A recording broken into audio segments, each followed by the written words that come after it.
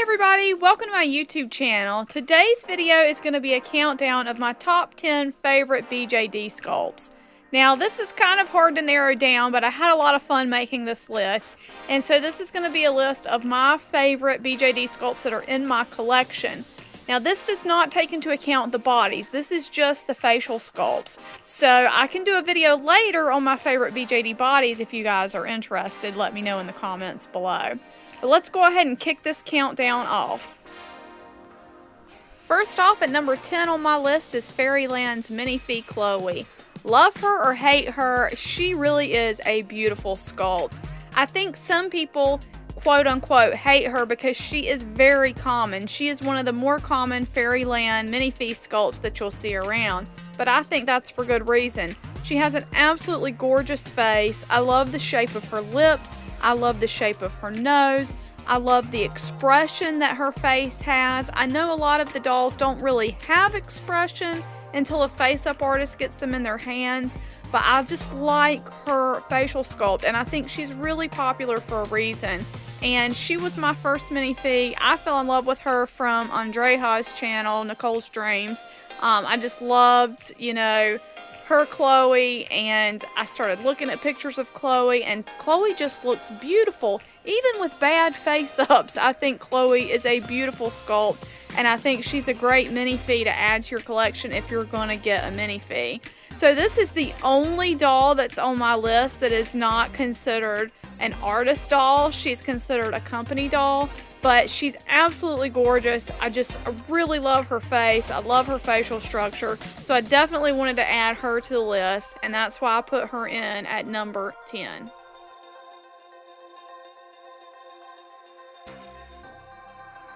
Number 9 on my list is the Trinket Box Kid Kitara by artist Kim Arnold.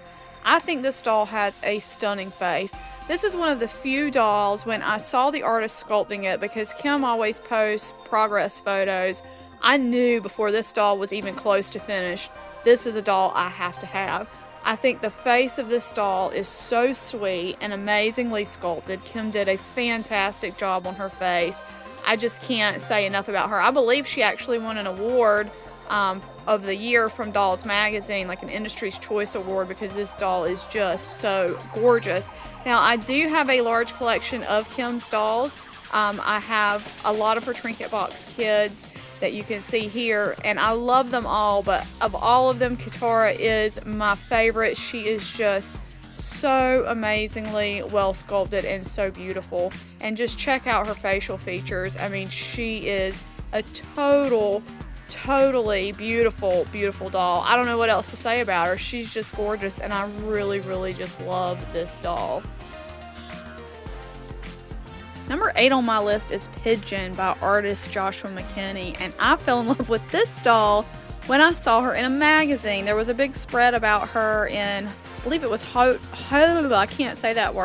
Doll magazine, and I saw him. Luckily, I was randomly in Portland for a business trip, and it was the same time as Resin Rose, and I was able to get over to Resin Rose, and my husband bought me a Pidgin doll, and this is her, and I love her so much. I love Pidgin's face because the sculpting of her face, it's like I don't know how to describe it, but with her different makeup looks, she looks so glamorous, and you can change her makeup in such a way that she just can convey all these different feelings. She can be sweet, she can be edgy, she can be sassy, she can be sexy. She's all of these different things. Now, I've been really fortunate to see him at a lot of doll shows. This is footage from L Doll in 2018, and I'm hoping one of these days to add one of his one-of-a-kind show dolls to my collection. Number 7 on my list is Atelier Momoni Somni doll. She is the cutest, sweetest little elf ever. And you know I love a sculpt when I get it in 3 different resin tones. I already have a Somni in Gamora on left and in Coco on the right, and she did the new Merlot color that she released, and I ordered one of those too. So if I have multiples of a sculpt in different resin tones, that means I really love the sculpt. And Somni just has this sweet look on her face, and I love the way her hands turn. And she's just a gorgeous doll, and she can look any way you really want her to, and that's why I love Somni. Number 6 on my list is Lola by Birdie and Creedy, and I could not make this list without including this doll on the list because this is the doll that got me started on BJDs. I love Lola so much. I have 2 of her. I have her in fair resin, and I did a special campaign, I guess you could say, to get her in tan because Birdie told me if I could get 6 people to order one in tan, she'd place an order from the factory for me, and we got 6, and so I have her in tan as well. There's just something about her face, y'all, that I love. She has this really sweet face, but if you look at it from a certain angle, it's like a little naughty face. So she kind of looks both ways, and I just really, really, really love the way she looks. Now, I first saw her at IDTS when they had that in Asheville, and I saw Birdie's table, and I just had never spent that much money on a doll before, but I couldn't get her out of my mind, and 2 weeks later I emailed her. She still had one show Lola left. I bought her, and the rest is history for me and BJDs. Number 5 is Pashapasha, and I'm going to cheat on this and say any of her sculpts because I really love all of her sculpts so much.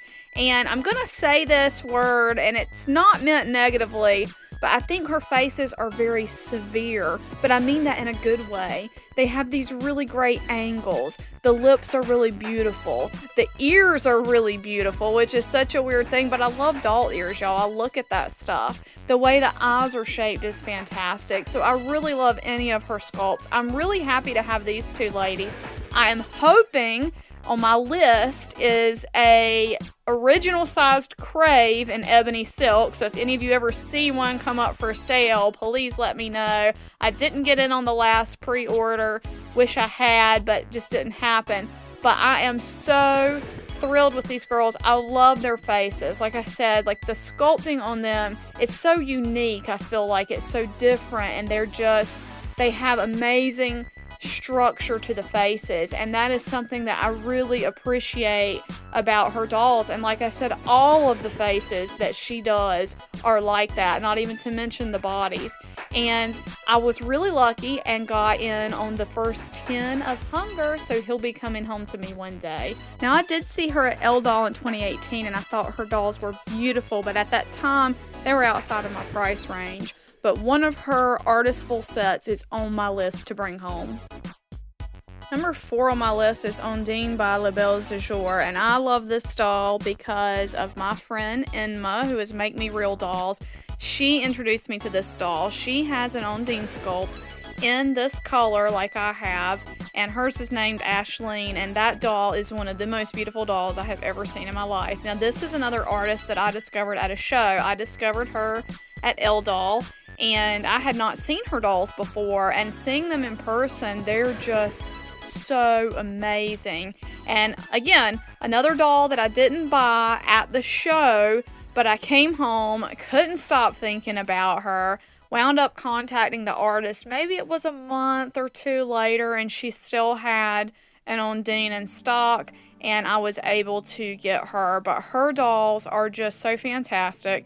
I have a siren ordered from her right now, so I'm really excited about getting that doll to add to my Ondine. So that's going to be 2 of her dolls for me. But the way her faces are, they're like so beautiful. I love the way she does the lips and the eyes and everything. They're just perfectly gorgeous dolls. Number 3 on my list is Doll Essence Lara, and you can see that she won a 2018 Dolls Award of Excellence, and she is excellent. Just look at her gorgeous face, her nose, her eyes, her lips. She is absolutely perfect in every way. I love this doll so much. I saw her in person and the artist Tatiana Tofanetto in IDTS back in, I want to say it was 2018. Yeah, it would have been 2018. and I fell in love with this doll. This is another one I didn't buy on the spot, but within, I want to say, a month, I bought one. I love her so much. I had some custom artwork of her done at Epcot, and I made a video about that. You can check my channel for it.